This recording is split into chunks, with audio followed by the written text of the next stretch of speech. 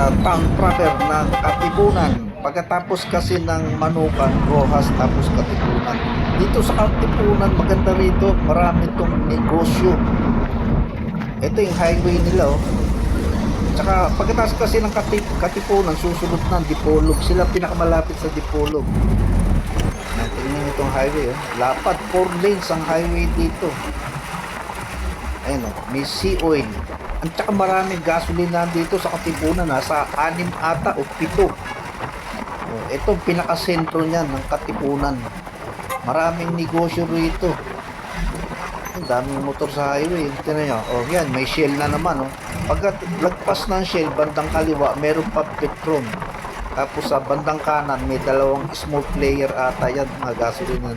Ito namang kulay yellow na bakod. Yan ang Jose Rizal Mindanao State University. Nag-iisang buwan yan dito sa Katipunan. Sa Dipolog kasi may college. Ayun mo naman university. Ay, nang gate yan.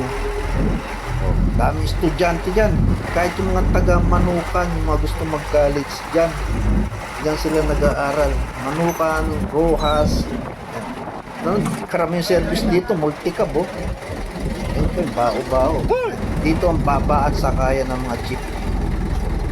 Ayan ang buhay dito.